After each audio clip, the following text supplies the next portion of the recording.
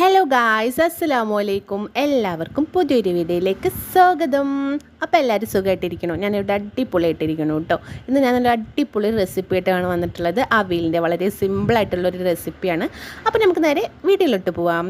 അവിയലിന് നമുക്ക് കുറച്ച് വെജിറ്റബിളും കാര്യങ്ങളൊക്കെ ആവശ്യമുണ്ട്. അപ്പോൾ ഞാൻ കുറച്ച് പയർ, വെള്ളരി, മുരിങ്ങക്കായ, മത്തൻ, ചേന അങ്ങനെ കുറച്ച് വെജിറ്റബിൾസൊക്കെ എടുത്തിട്ടുണ്ട് കേട്ടോ. ഉണ്ടാക്കുമ്പോൾ വെജിറ്റബിൾ കട്ട് ചെയ്യണത് തന്നെ കാണാൻ ഒരു പ്രത്യേക രസമായിരിക്കും കേട്ടോ. നമ്മളൊരു വിരലിൻ്റെ നീളത്തിൽ വേണം ഇത് കട്ട് ചെയ്തെടുക്കാൻ കേട്ടോ. ഓരോ വെജിറ്റബിളും അതേപോലെ നീളനെ വേണം നമ്മൾ കട്ട് ചെയ്തെടുക്കാൻ.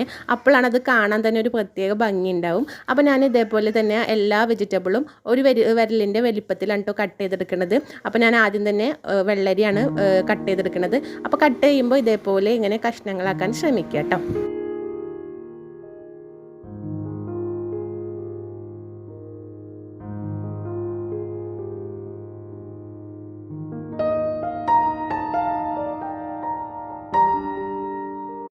അപ്പോൾ നമ്മൾ വെജിറ്റബിളിൻ്റെ കട്ടിങ്ങും പരിപാടികളും ഏകദേശമൊക്കെ കഴിഞ്ഞു തുടങ്ങിയിരിക്കണം. അപ്പോൾ നമുക്ക് പയറൊക്കെ കട്ട് ചെയ്യുമ്പോൾ ഇതേപോലെ ഒരു വിരലിൻ്റെ നീളത്തിൽ വേണം കട്ട് ചെയ്യാൻ.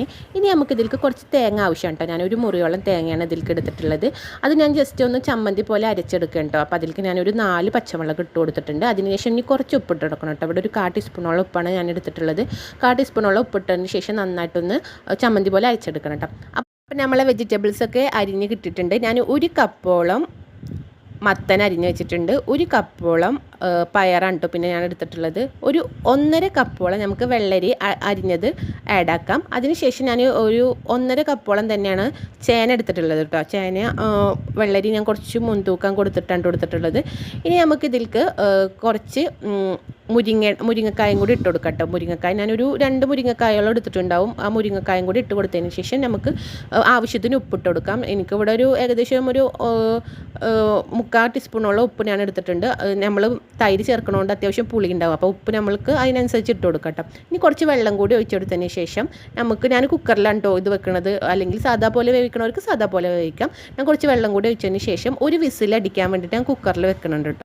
അപ്പോൾ ഒരു വിസിലാകുമ്പോൾ തന്നെ വെജിറ്റബിൾ നന്നായിട്ട് വെന്ത് കിട്ടിയിട്ടുണ്ട്. കൂടുതൽ ഓവറായിട്ട് വേവിക്കേണ്ട കേട്ടോ. ഒരു മീഡിയം ഇതിൽ വേവിച്ചാൽ മതി. ഓവർ കുക്കാവുമ്പോൾ അത് നന്നായിട്ട് ഉടഞ്ഞു പോകും. ഇനി നമുക്ക് ഇതിലേക്ക് നമ്മൾ നേരത്തെ ചമ്മന്തി അരച്ച് വെച്ചിട്ടില്ലേ, തേങ്ങാ ചമ്മന്തി, അതും കൂടി ഇട്ട് കൊടുക്കാം കേട്ടോ. ഇനി ഞാൻ ഇതിലേക്ക് ഒരു കപ്പോളം തൈര് ആഡ് ചെയ്യുന്നുണ്ട്. അതും കൂടി ഇട്ട് കൊടുത്തതിന് ശേഷം ഞാൻ നന്നായിട്ടൊന്ന് ഇളക്കിയെടുക്കണം കേട്ടോ. ഇളക്കുമ്പോൾ ശ്രദ്ധിക്കണം, വെജിറ്റബിൾസ് ഉടഞ്ഞു പോകാത്ത രീതിയിൽ വേണം നമുക്ക് ഇളക്കിയെടുക്കാൻ. ഇനി നമ്മൾ തേങ്ങ ഇതാക്കുമ്പോൾ നമുക്ക് ജീരകം പൊടിച്ചതാണ് കേട്ടോ ഉണ്ടായിരുന്നത്. നല്ല ജീരകം പൊടിച്ചതാണ് നമ്മളെ വീട്ടിലുണ്ടായിരുന്നത്. അപ്പോൾ ഞാൻ തേങ്ങ ചമ്മന്തി അരയ്ക്കുമ്പോൾ ഇട്ട് കൊടുക്കാണ്ട് ഒരു 1/4 ടീസ്പൂണോളം ജീരകം ഇതിലേക്ക് ആഡ് ചെയ്തിട്ട് ഇട്ട് കൊടുക്കുന്നുണ്ട് കേട്ടോ. ഇനി നമുക്കിതിന് വെളിച്ചെണ്ണ ഒഴിക്കണവർക്ക് വെളിച്ചെണ്ണ ഒഴിക്കാം, അല്ലാത്തവർക്ക് കടുക് പൊട്ടിക്കണവർക്ക് കടുക് പൊട്ടിക്കാം. ഞാനിവിടെ കടുക് പൊട്ടിക്കാറാണ് പതിവ്. അപ്പോൾ ഞാൻ കടുക് പൊട്ടിച്ചതിന് ശേഷം കുറച്ച് കടുക് അതിലേക്ക് ഒഴിച്ചു കൊടുക്കുന്നുണ്ട് കേട്ടോ. എടുത്തിട്ട് ഒഴിച്ചു കൊടുക്കുന്നുണ്ട്.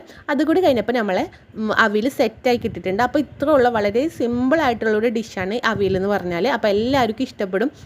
നല്ല പുളിപ്പും കാര്യങ്ങളൊക്കെ ഉണ്ട്. എന്നാൽ വെജിറ്റബിൾസും ഒക്കെ കൂടി നമുക്ക് നല്ല ഇഷ്ടം ഉണ്ടാവുമല്ലോ. അപ്പോൾ നമ്മൾ അവിയൽ ഇവിടെ തയ്യാറായിട്ടുണ്ട്. അപ്പോൾ എല്ലാവരും ഇതൊന്ന് വീട്ടിൽ ട്രൈ ചെയ്ത് നോക്കാം കേട്ടോ.